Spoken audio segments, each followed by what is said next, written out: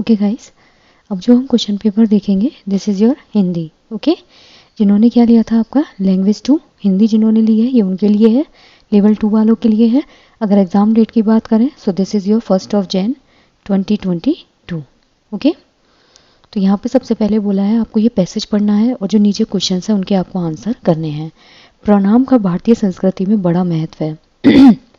यह अपने से बड़े, श्रद्धेय तथा आदरणीय जनों के प्रति आत्मीयता का प्रतीक है।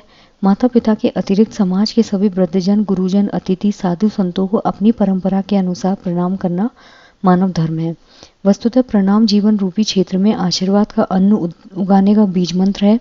प्रणाम के संबंध में मनु की मान्यता है कि वृद्धजन व माता पिता को जो नित्य सेवा प्रणाम से प्रसन्न रखता है उसकी आयु, विद्या और यश बल चारों की वृद्धि होती है। प्रणाम के बल पर ही बालक मार्कंडे ने सप्त ऋषियों से चिरंजीवी होने का वरदान प्राप्त किया था। महाभारत के युद्ध के आरंभ में युधिष्ठिर ने पितामह भीष्म, गुरु द्रोण और कुलगुरु कृपाचार्य और महाराज शल्य को प्रणाम करते उनसे विजयी भव का आशीर्वाद प्राप्त किया। प्रणाम की महत्ता निरूपित करते हुए संत तुलसीदास जी कहते हैं कि वह मानव शरीर व्यर्थ है जो सज्जन और गुरुजन के सम्मुख नहीं झुकता। तो यहाँ पे अब पहला क्वेश्चन आपसे पूछा है प्रणाम जो है वो किसका प्रतीक है? संस्कृति का, आत्मीयता का, मानव धर्म का और परंपरा का। तो यहाँ इसका करेक्ट आंसर होगा आपका प्रणाम जो है वो किसका प्रतीक है? आत्मीयता का। ठीक है, ये रहा प्रणाम जो है वो आत्मीयता का प्रतीक है। नेक्स्ट है आपका क्वेश्चन नंबर 2। प्रणाम करने वाले को किसकी प्राप्ति होती है? विद्या की, अन्न की, जीवन की और आनंद की। तो प्रणाम करने वाले को हमेशा विद्या की प्राप्ति होती है। So the option 1 will be correct. ये देखिए यहाँ पे लिखा हुआ है एक सेकेंड। प्रणाम करने वाले को जो है आयु, विद्या और यश इन तीनों की प्राप्ति होती है। तो यहाँ पे क्या है, ना तो आयु है ना यश है, तो क्या होगा? विद्या। बालक मार्कंडे को चिरंजीवी होने का वरदान किसने दिया था? तो जो सप्त ऋषि हैं उन्होंने बालक मार्कंडे को चिरंजीवी होने का वरदान दिया था। नेक्स्ट है सज्जन और गुरुजनों के सम्मुख झुकने से तात्पर्य है स्वाभिमान की समाप्ति, झुककर प्रणाम करना, झुककर समर्पण करना और अहंकार की समाप्ति। तो यहाँ इसका करेक्ट आंसर होगा दैट इज योर अहंकार की समाप्ति। ठीक है, जो सज्जन और गुरुजन होते हैं उनके सम्मुख अगर हम झुक के प्रणाम करते हैं तो उसमें क्या होता है? अहंकार की समाप्ति हो जाती है। नेक्स्ट है आपका क्वेश्चन नंबर 125। सप्त ऋषि शब्द में समास है द्विगु समास, कर्मधारय समास, द्वंद्व समास, तत्पुरुष समास। द्वंद्व समास होता है जिसमें पहला पद और दूसरा पद दोनों ही प्रधान होते हैं और इसमें जो कनेक्टिंग वर्ड्स होते हैं उनका यूज किया जाता है। कैसे? मान लीजिए माता और पिता, ठीक है, माता पिता, दिन रात, दिन और रात, तो दोनों ही पद प्रधान है और तथा लगा के शब्दों को आपस में कनेक्ट किया जाता है। तत्पुरुष समास होता है जिसमें हम का, के, की को यूज करते हैं। ठीक है, जैसे यथा संभव, जिसके अनुसार, ये सब क्या होता है? आपके तत्पुरुष समास है। कर्मधारय समास होता है जिसमें दूसरा पद जो है वो प्रधान होता है और इसमें हम क्या करते हैं? किसी उसके जैसे मतलब कंपैरिजन करते हैं। जैसे नील कमल, नीला है जो कमल, ठीक है। अगर हम दूसरा देखें कि मृग नयनी, मृग के जैसे नयन है जिसके, तो ये सब क्या होता है? आपके कर्मधारय। और इसमें बेसिकली विशेषण विशेष्य जो है और उपमान उपमेय उसको यूज किया जाता है। द्विगु समास होता है जिसमें पहला पद आपका संख्यावाचक होता है। ओके, तो यहाँ इसका करेक्ट आंसर होगा आपका ऑप्शन नंबर 1 द्विगु समास। ठीक है, 7 ऋषियों का समूह। अब है जीवन रूपी क्षेत्र में आशीर्वाद का अन्न उगाने का बीज मंत्र है नित्य सेवा, प्रणाम, संस्कृति और परंपरा। जो जीवन रूपी क्षेत्र है अगर उसमें आशीर्वाद का अन्न उगाना है तो उसका बीज मंत्र क्या है? उसका बीज मंत्र है आपका प्रणाम। ठीक है, so the option 2 will be correct. Next है आपका क्वेश्चन नंबर 127। नित्य जो है उसका विलोम क्या होगा? निरंतर, असमान, अनित्य और कभी कभी। इसका आपका अपोजिट होगा अनित्य। नित्य का अपोजिट क्या होगा? असमान का होता है समान, निरंतर का होता है स्टॉप, मतलब निरंतर होता है कंटिन्यूअस, और उसका हम जब हम कहीं पूर्ण विराम लगाते हैं या स्टॉप लगाते हैं कभी कभी इसका कोई नहीं होता है विलोम। तो यहाँ क्या होगा आपका? नित्य का अनित्य। नित्य मतलब कंटिन्यूअस, एक तो होता है नित्य जो लगातार चलता है, एक होता है अनित्य जो रुक रुक के काम होता है। So the option 3 will be correct. Next है आपका सम्मुख में प्रत्यय है। सम्मुख में यहाँ पे प्रत्यय नहीं पूछा है, सम्मुख में आपसे पूछा है यहाँ पे उपसर्ग कि जो सम्मुख है उसमें क्या उपसर्ग है। सन उपसर्ग है, सम उपसर्ग है, स है और सम है। यहाँ पे मेन वर्ड जो है वो क्या है? मुख। ठीक है, जब आप सम उपसर्ग लगाकर इसको बनाते हो तो क्या बन जाएगा, सम्मुख। ठीक है, उपसर्ग जो होते हैं वो किसी मुख्य शब्द में आगे लगकर उस शब्द का अर्थ परिवर्तन कर देते हैं। यहाँ क्या था, मुख में ही शब्द था, अब उपसर्ग लगा जिसकी वजह से क्या हो गया, सम्मुख। ठीक है, so the option 2 will be correct. Next है आपका क्वेश्चन नंबर 128। ओके, ये वापस रिपीट हो गए।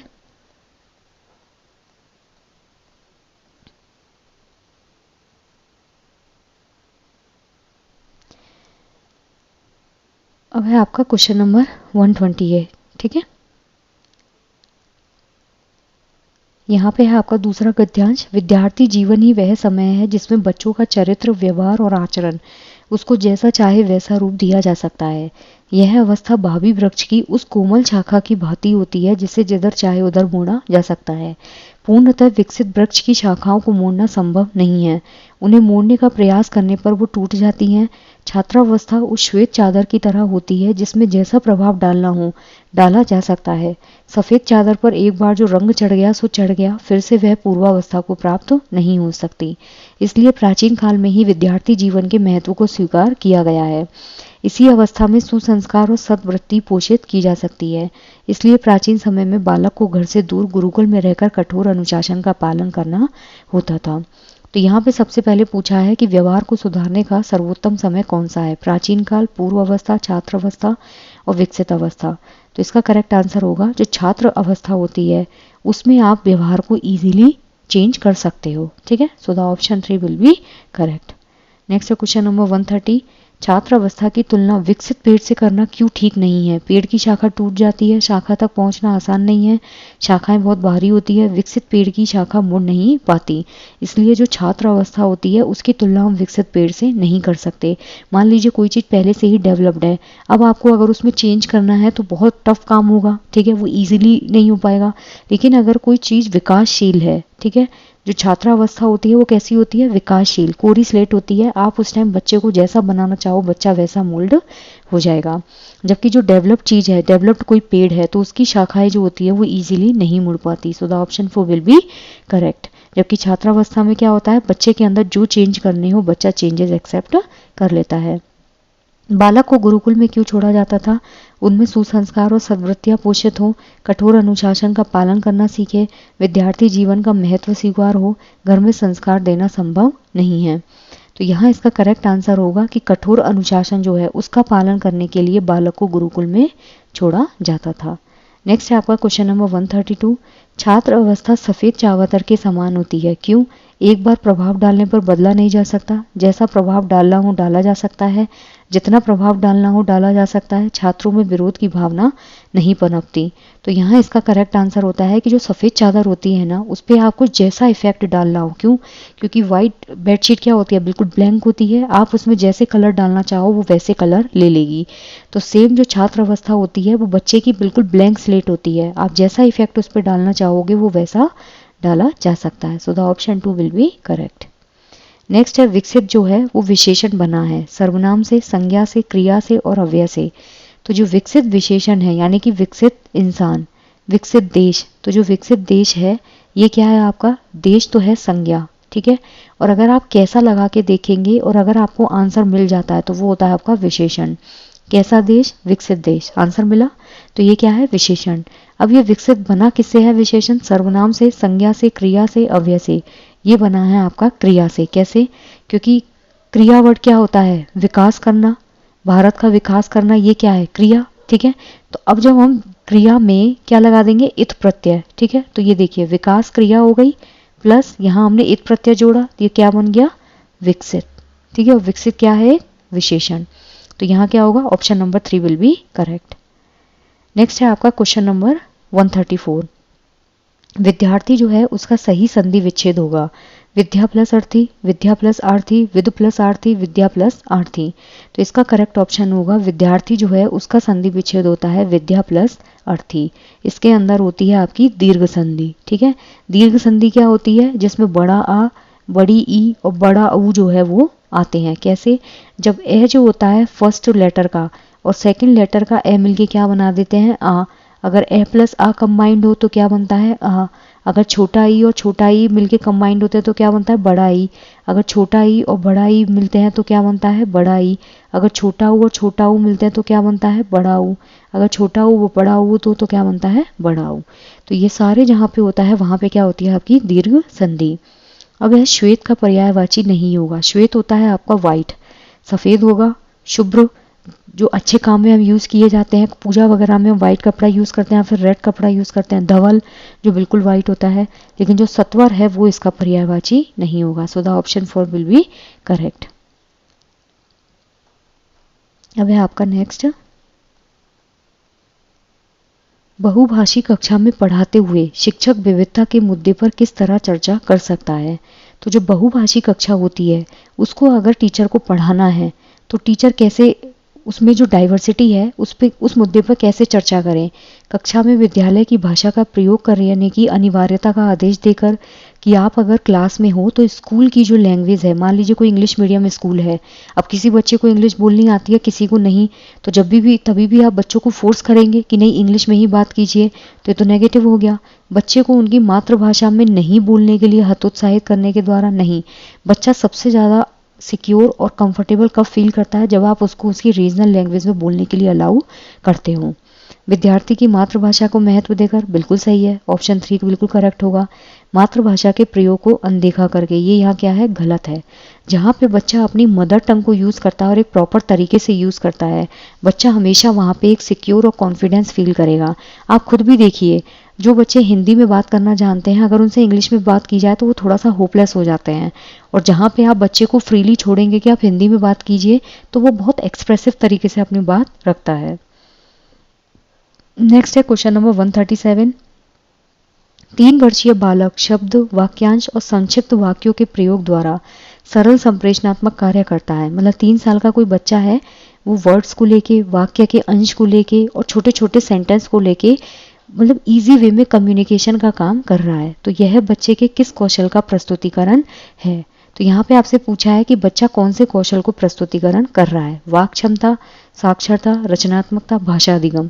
पहली बात तो बच्चा क्या कर रहा है, प्रयोग कर रहा है और इजी कम्युनिकेशन कर रहा है। तो यहाँ भाषा अधिगम नहीं है। लैंग्वेज लर्निंग क्या होती है, जहाँ कोई ट्रेनर आपको किसी लैंग्वेज को लर्न कराए। क्रिएटिविटी यहाँ नहीं है, साक्षरता नहीं है। ये है बच्चे का लैंग्वेज कैपेबिलिटी, कि बच्चा कितने तरीके से कम्युनिकेट करने में कैपेबल है। वाक क्षमता होती है जहाँ पे बच्चा सामने वाले की बात को इजीली समझ पाता है। ठीक है, जहाँ पे बच्चा शब्दों से खेलना शुरू कर देगा। कैसे, जैसे मान लीजिए बच्चा कनेक्ट करने लग जाता है, मम्मा वहाँ मिलेगी, पापा वहाँ मिलेंगे, मामा वहाँ मिलेगा। तो ये क्या होते हैं, शब्दों के साथ बच्चा खेलना चालू करता है। दूसरा, बच्चा कनेक्टिविटी करता है। कैसे, जैसे दिवाली पे कोई नए कपड़े आ रहे हैं तो बच्चा उस चीज़ को कनेक्ट करेगा कि जब भी कोई फेस्टिवल आता है तो हमको नए कपड़े मिलते हैं। तो ये सब चीज़ क्या होती है, बच्चा शब्दों में, वाक्य के छोटे छोटे अंशों में और या फिर छोटे छोटे सेंटेंस में उन चीज़ों को यूज़ करके अपना कम्युनिकेशन करता है। जैसे छोटा बच्चा होता है तो वो बेबलिंग स्टार्ट कर देगा, मम मम मम मम पप पप पप पप। तो वो सब क्या है, बच्चा कम्युनिकेशन धीरे धीरे स्टार्ट करता है। सो दिस इज दैट वाक क्षमता।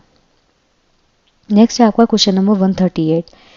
परभाषा विज्ञान की जागरूकता है। जो पराभाषा विज्ञान होती है ना, जिसे हम बेसिकली मेटा लैंग्वेज कॉग्निशन बोलते हैं, उसमें क्या होता है, बच्चा अपनी चीज़ों को लेके ना बहुत इफेक्टिव तरीके से खुद के बारे में चीज़ों को एनालाइज करता है। व्यक्ति की योग्यता जो केवल भाषा को समझने भर की नहीं है, ये गलत है।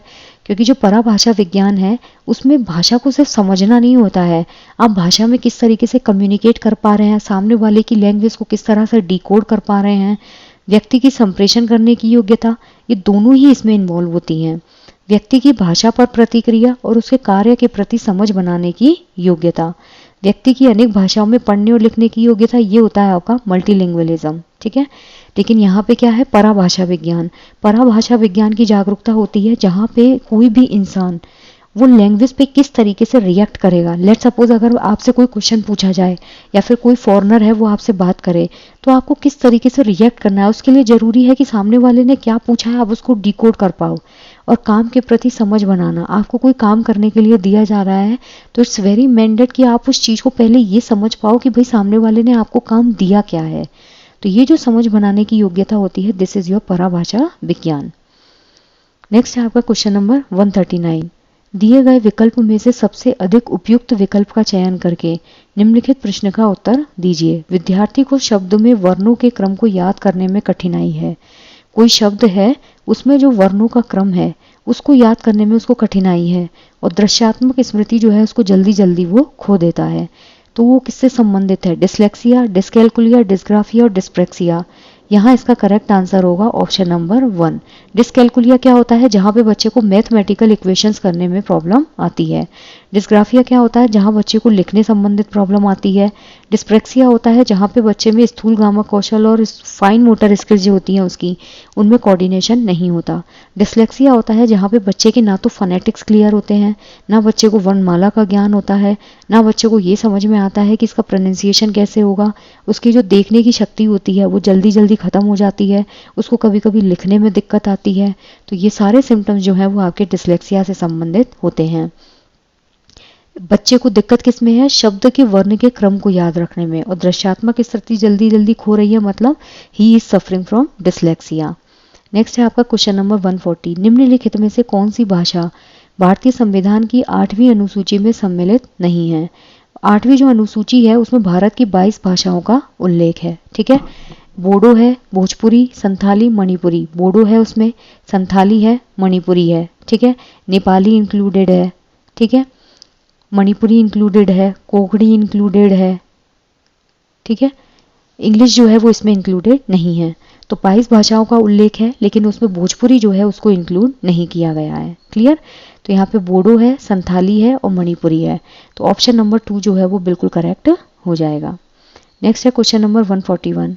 भाषा अधिगम के लिए पहले से क्या होना आवश्यक है? अच्छी पाठ्य पुस्तक, प्रोत्साहन, भाषा के प्रति सकारात्मक सोच, एक अच्छा शिक्षक।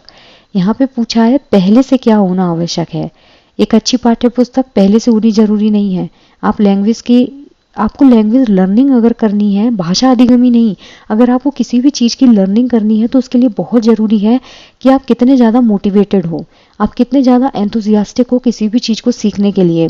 लेट्स सपोज आपको एल्जेब्रिक इक्वेशन सीखनी है, या फिर कोई साइंस का टॉपिक पढ़ना है, या सीडीपी पढ़ना है, तो उसके लिए बहुत ज़रूरी है कि पहले आप उस चीज़ को करने के लिए मोटिवेटेड हों, तब आप उस चीज़ में अपना 1000% दे पाएंगे।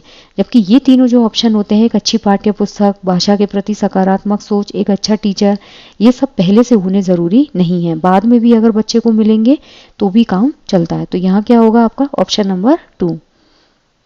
नेक्स्ट है क्वेश्चन नंबर 142।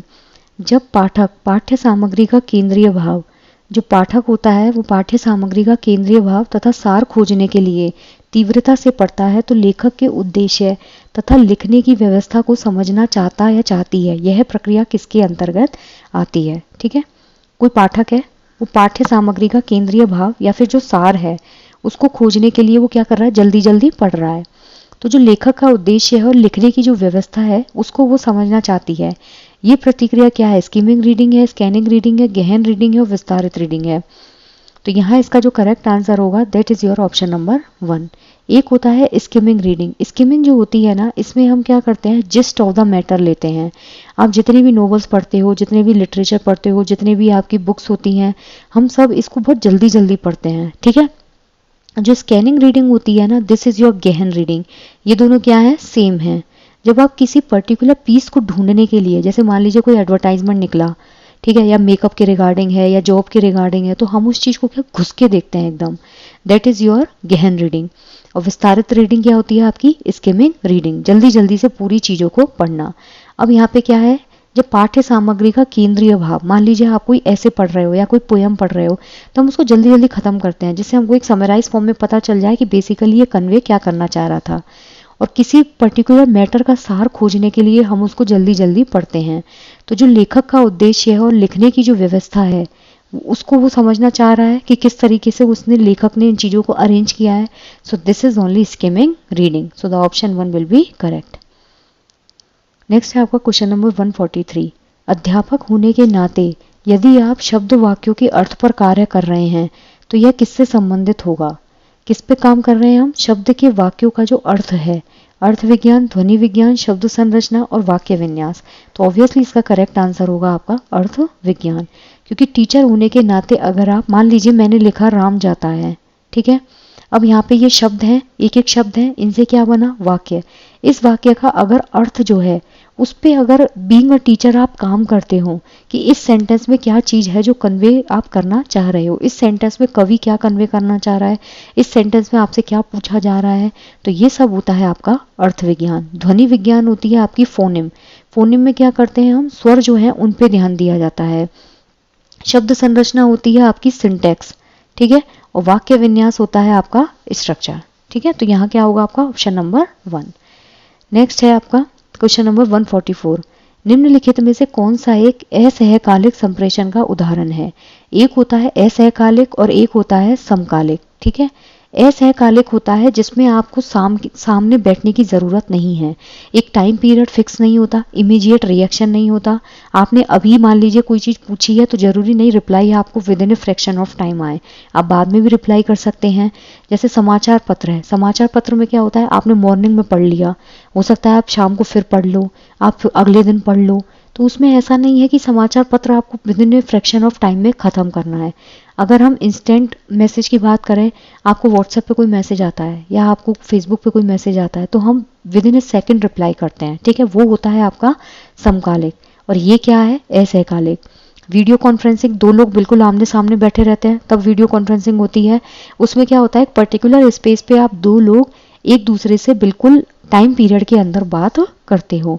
इंस्टेंट चैट समकालिक होगी क्योंकि आप तुरंत रिप्लाई करते हो, तो ये क्या है, सारे समकालिक होते हैं, मतलब सेम टाइम के अंदर। सम मतलब समान, काल मतलब टाइम, समान टाइम के अंदर जब आप चीज़ों को रिप्लाई करते हो। और असहकालिक होता है जिसमें आप क्या करते हो, चीज़ों को जब मर्जी हो तब रिप्लाई कर देते हो। तो यहाँ ऑप्शन नंबर 1 जो है वो बिल्कुल करेक्ट हो जाएगा। नेक्स्ट है क्वेश्चन नंबर 145।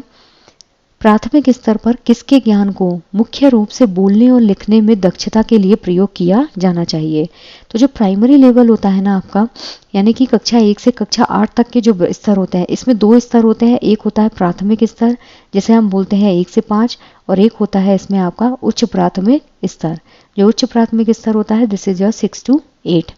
तो प्राथमिक स्तर पर किसके ज्ञान को, यानी कि जो व्याकरण होती है उसके ज्ञान को मेनली बोलने यानी कि स्पीकिंग और राइटिंग, इसमें दक्षता के लिए प्रयोग किया जाना चाहिए। आपके कितनी लैंग्वेज स्किल्स होती हैं, लिसनिंग, स्पीकिंग, रीडिंग और राइटिंग। जो लिसनिंग होती है और जो रीडिंग होती है this is your receptive skills, यानी कि इसमें हम क्या करते हैं, सिर्फ चीज़ों को ग्रहण करते हैं। और जो स्पीकिंग और राइटिंग होती है this is your productive skill, इसमें हम क्या करते हैं, चीज़ों को प्रोड्यूस करते हैं। तो यहाँ क्या है, बोलना और लिखना। तो बोलना और लिखना क्या हुआ आपका, प्रोडक्टिव, ठीक है। तो बच्चा कितने अच्छे तरीके से चीज़ों को लिख पा रहा है, बच्चा कितने अच्छे तरीके से कम्युनिकेट कर पा रहा है, क्लास में डिबेट में बोल पा रहा है, ये सब चीज़ें क्या होती हैं, आपकी ग्रामेटिकल जो नॉलेज है उसमें बोलने और लिखने में दक्षता के लिए हम ग्रामर यूज़ करते हैं। ग्रामर जो होती है ना वो भाषा को क्या करती है, डायरेक्शन प्रोवाइड करती है, भाषा को एक सिस्टमेटिक तरीके से लिखने में हेल्प करती है, भाषा को व्यवस्थित तरीके से अरेंज करती है। तो जब आपका लिखने का तरीका जितना इफेक्टिव होगा ना, आप देखिए कोई कोई आर्टिकल्स बहुत अच्छे लगते हैं, कई कई ऐसे बहुत अच्छे लगते हैं, कोई स्टोरीज बहुत हमको अट्रैक्ट करती हैं। तो कितना अच्छे तरीके से आप बोल पा रहे हो और कितना अच्छे तरीके से आप उस चीज़ को लिख पा रहे हो, तो उसमें व्याकरण जो है वो इम्पोर्टेंट होती है। So the option 1 will be correct. Next है आपका क्वेश्चन नंबर 146। यदि भाषा सीखना एक स्वाभाविक प्रक्रिया नहीं है तो निम्नलिखित में से सबसे उचित विकल्प होना चाहिए। भाषा प्रयास से सीखी जाती है, भाषा एक प्रणाली है, भाषा अपने आप में अद्वितीय है, भाषा में सदैव बदलाव होता रहता है। तो यहाँ इसका करेक्ट आंसर होगा ऑप्शन नंबर 1 कि भाषा जो है वो आप प्रयास से सीख सकते हो। आपने एक वर्ड सुना होगा लैंग्वेज एक्विजिशन। जो लैंग्वेज एक्विजिशन होता है उसे हम बोलते हैं भाषा अर्जन। भाषा अर्जन जो होता है ना वो आपका सबकॉन्शियस माइंड में होता है। आपको क्लास में या कहीं पे भी अटेंटिव होकर बैठने की ज़रूरत नहीं होती है, हम कहीं से भी लैंग्वेज को लर्न करते हैं और उसको हम अपनी लाइफ में इम्प्लाई कर देते हैं। आप 5 लोगों के बीच में रह रहे हो, आप स्कूल जाते हो, वहाँ मान लीजिए कोई पंजाबी बोल रहा है तो हम धीरे धीरे पंजाबी अपने आप बोलना सीख जाते हैं। कोई मद्रासी बोल रहा है, कोई तमिल बोल रहा है, तो हम क्या करते हैं धीरे धीरे एक नेटिव लैंग्वेज से सीख के जाते हैं, अपने घर से सीख के जाते हैं स्कूल में, और वहाँ जाके हम मल्टीलिंगुअल पर्सनैलिटी बन जाते हैं। तो जो लैंग्वेज होती है वो आप प्रयास से इजीली सीख सकते हो। भाषा एक प्रणाली है, नहीं। भाषा अपने आप में अद्वितीय है, नहीं। भाषा में सदैव बदलाव होता रहता है, नहीं। यहाँ पूछा क्या है कि भाषा सीखना अगर एक स्वाभाविक प्रक्रिया नहीं है तो इसमें भाषा जो है वो उसको आप प्रयास से सीख सकते हो। कई लोग जो होते हैं वो कई मतलब सोसाइटी में रहते हैं तो वहाँ पे बहुत सारी लैंग्वेजेस होती है तो उनको अपने आप सीख जाते हो। तो यहाँ क्या होगा, ऑप्शन नंबर 1। नेक्स्ट है क्वेश्चन नंबर 147। भाषा शिक्षण की जो ग्रामर ट्रांसलेशन विधि है मुख्य रूप से भाषा के किस कौशल विकास पर ये बल देती है? तो ये बल देती है रीडिंग पे और राइटिंग पे। ठीक है, ये चीज़ याद रखिएगा। जो ग्रामर ट्रांसलेशन मेथड होता है वो रीडिंग और राइटिंग पे फोकस्ड होता है। और अगर आपसे डायरेक्ट मेथड पूछा जाए तो डायरेक्ट मेथड जो होता है वो आपका लिसनिंग और आपका स्पीकिंग, इस पे मेन फोकस्ड होता है। तो यहाँ क्या होगा, पढ़ना और लिखना। सो the option 2 will be correct. एक चीज़ याद रखिए, जो ग्रामर ट्रांसलेशन मेथड होता है ना, इसमें हम क्या करते हैं, बच्चे को एक टारगेट लैंग्वेज सिखाते हैं, लेकिन बच्चे की मदर टंग को यूज़ करके इसमें टारगेट लैंग्वेज सिखाई जाती है। वर्ड टू वर्ड ट्रांसलेशन किया जाता है और बच्चे को प्रॉपर तरीके से आप चीज़ों को कन्वे करते हैं। इसमें हमेशा डिडक्टिव मेथड यूज़ किया जाता है। डिडक्टिव मेथड होता है जहाँ पे आप नियम से कहाँ जाते हो, उदाहरण की तरफ। ठीक है, तो यहाँ क्या होता है, आपका डिडक्टिव मेथड जो है उसको यूज़ किया जाता है। So the option 2 will be correct. Next है क्वेश्चन नंबर 148। निम्नलिखित में से कौन सा युग्म अधिग्रहण भाषाई दक्षता के लिए महत्वपूर्ण है?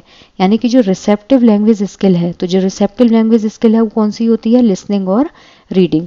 और प्रोडक्टिव की अगर बात की जाए तो प्रोडक्टिव कौन सी होती है, आपकी स्पीकिंग और राइटिंग। ठीक है, तो अधिग्रहण भाषाई क्षमता के लिए क्या है, सुनना और बोलना, पढ़ना लिखना, सुनना पढ़ना और बोलना लिखना।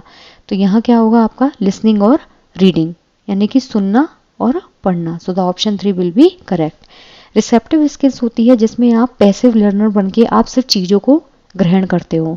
और प्रोडक्टिव स्किल होती है जिसमें आप एक्टिव लर्नर बन के क्या करते हो, चीज़ों को प्रोड्यूस करते हो। लेट सपोज आपको कम्युनिकेट करना है किसी से, तो उसमें क्या होगा, आप एक्टिवली पार्टिसिपेट करोगे।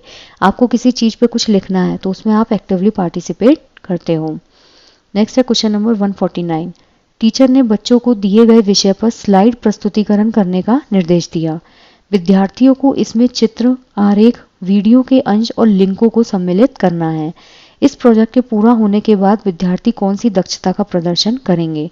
कोई टीचर है, उसने बच्चों को मान लीजिए मैथ के ऊपर स्लाइड प्रेजेंटेशन करने के लिए बोला। ठीक है, या तो OHP हो या पावर पॉइंट हो, कोई भी। अब बच्चा इसमें क्या कर रहा है, डायग्राम इंक्लूड कर रहा है, वेन डायग्राम इंक्लूड कर रहा है, वीडियोज इंक्लूड कर रहा है, कोई लिंक ऐड कर रहा है। तो इसके बाद बच्चा कौन सी कैपेबिलिटी है जिसमें वो प्रो हो जाएगा? मीडिया पर समाज के प्रभाव का विश्लेषण करने की, सूचना देने और प्रभाव बताने का, मीडिया के विभिन्न रूपों के प्रयोग से प्रस्तुतिकरण को तैयार करने के लिए युक्ति और रचनात्मक तकनीकों का प्रदर्शन, मीडिया प्रस्तुतिकरण के सौंदर्यबोधी प्रभाव को पहचानना। तो यहाँ इसका करेक्ट आंसर होगा आपका ऑप्शन नंबर 2। जब बच्चा क्या करता है, स्लाइड प्रेजेंटेशन करता है और उसमें जब डायग्राम यूज़ कर रहा है, आरेख यूज़ कर रहा है, वीडियो यूज़ कर रहा है, लिंक यूज़ कर रहा है, और प्रोजेक्ट कंप्लीशन के बाद बच्चा कौन सी कैपेबिलिटी है जिसमें प्रो हो जाएगा? तो बच्चा बहुत इफेक्टिव तरीके से, पहली बात तो इन्फॉर्मेशन कन्वे कर पाएगा। ठीक है, दूसरा वो एक प्रॉपर इफेक्ट बता पाएगा कि इस चीज़ का इफेक्ट क्या है। अगर वो इसमें डायग्राम डाल रहा है तो क्यों डाल रहा है, अगर इसमें वो आरेख डाल रहा है तो क्यों डाल रहा है, वीडियो डाल रहा है तो उसका रीज़न क्या है, लिंक अगर शेयर हो रही है तो लिंक के ज़रिए हम क्या क्या चीज़ें सीख सकते हैं। तो इसमें बच्चा सूचना भी दे सकता है, प्रभाव बताने के तरीके का प्रदर्शन करेगा। नेक्स्ट है आपका क्वेश्चन नंबर 150।